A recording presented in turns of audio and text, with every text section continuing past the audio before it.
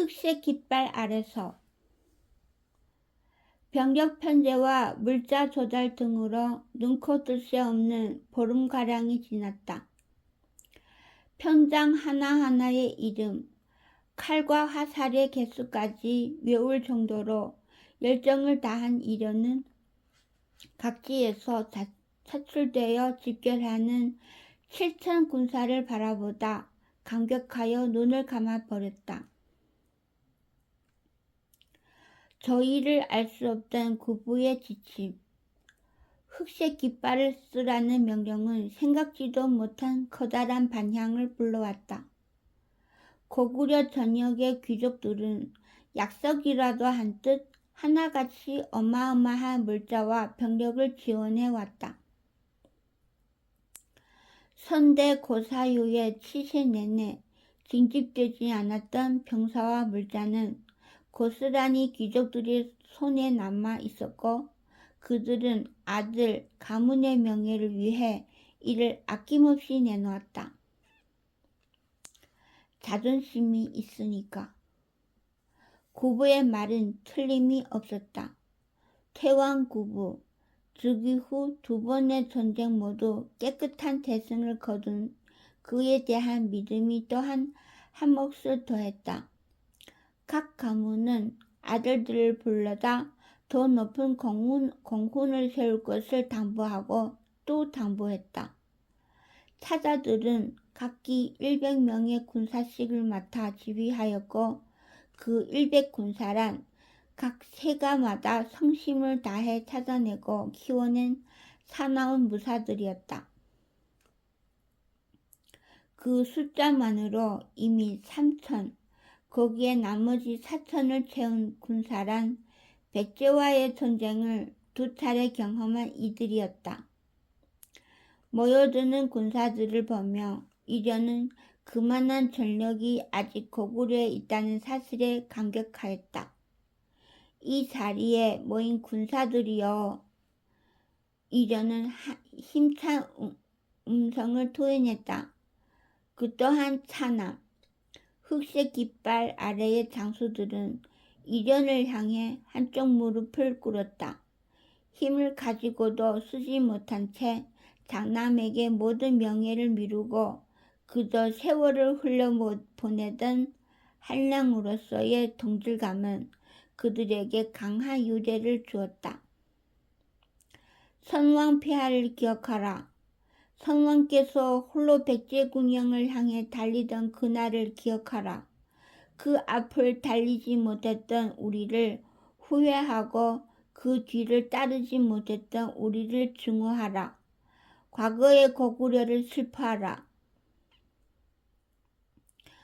숙연한 기운이 군중에 흘렀다. 그대들이 바로 고구려에 숨겨둔 전력, 단 한 번 쏘아낼 수 있는 필사의 화살이다. 북방의 왕자를 되찾는 고구려의 울고 돌이 효시가 되어라. 천하가 고구려를 괄목해 하여라. 장수와 군사들은 서로를 바라보았다. 맞는 말이었다. 이만한 물자와 병력이 고구려에 남아있다는 사실에 본인들이 놀라고 있던 터였다. 틀림없이 그들 본인이 고구려 최대의 전력이었다. 이련은 하늘을 찌를 듯한 칼을 들었다.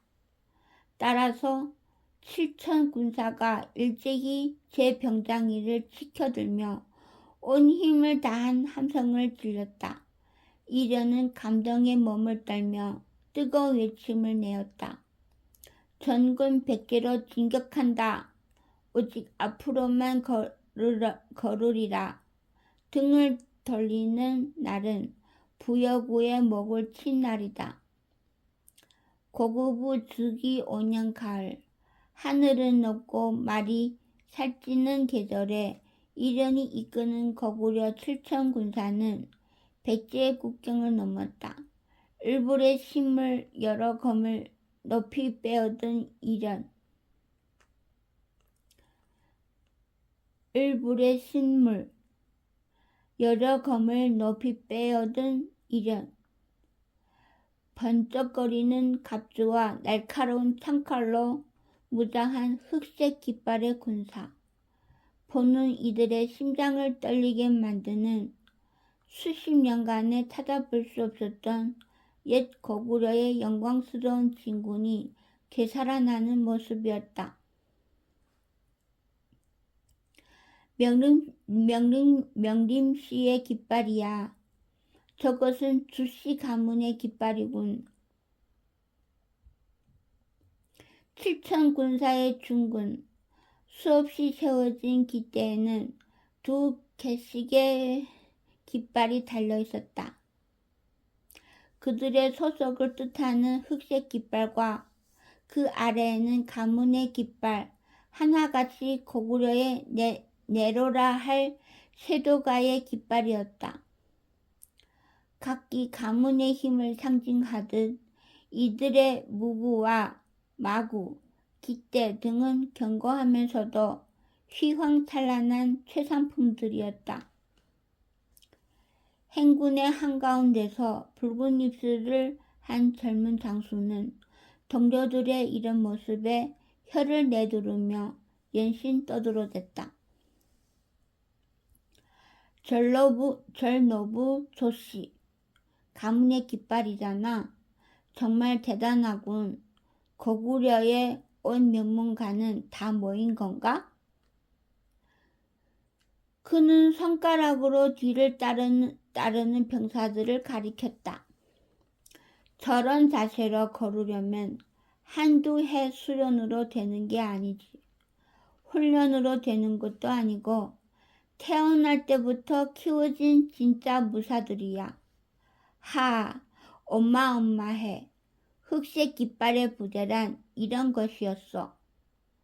그러나 정작 떠드는 붉은 입술 무장 본인의 갑주는 초라하기 그지없었으며 뒤따르는 추종자들 또한 가문의 사병이 아닌 나라의 병사들이었다.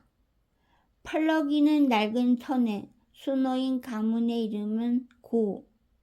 글자는 고구려 왕가의 성씨였으나 그 옆을 장식한 무늬는 한참 먼 반개의 것이었다. 자네는 고씨성을 가졌으면서 왜? 말머리를 같이 한 무장 하나가 그에게 말을 던져왔다. 말끝을 흐렸으나 하려는 질문이란 뻔했다. 이에 젊은 고씨 무장은 피식 웃으며 답했다. 내 조부가 연나라에 볼모로 갔었거든. 아, 환향한 인질의 가세란 뻔했다. 나라의 한을 대신 짊어지고 천신만고 끝에 돌아왔건만 그 보상으로 부귀 영화가 기다리지는 않았다.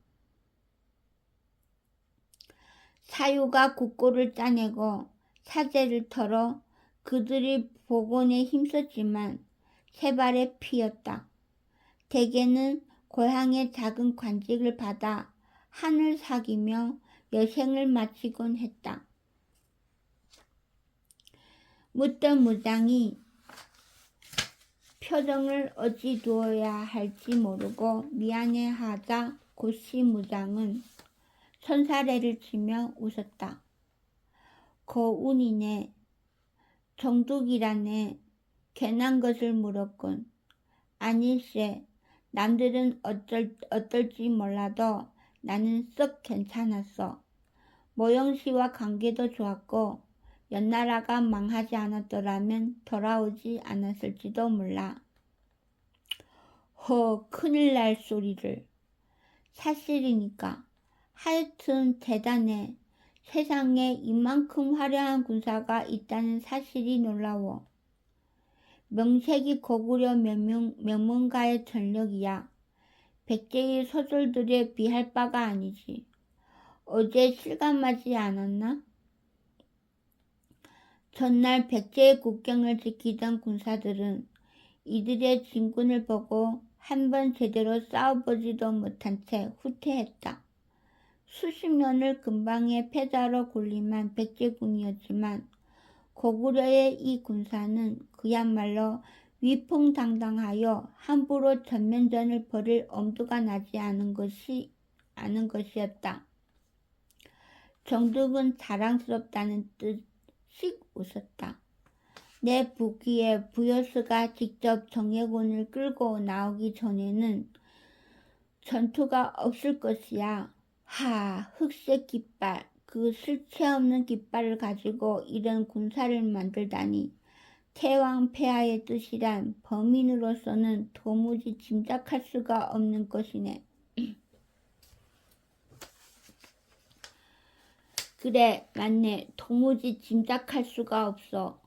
거운은 마주 고개를 끄덕이며 흑색 깃발의 군사들을 다시 한번 둘러보았다.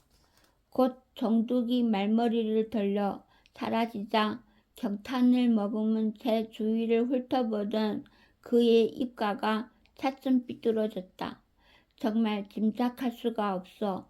무슨 일을 하시려는 겐지. 이런 오합지졸로 말이야.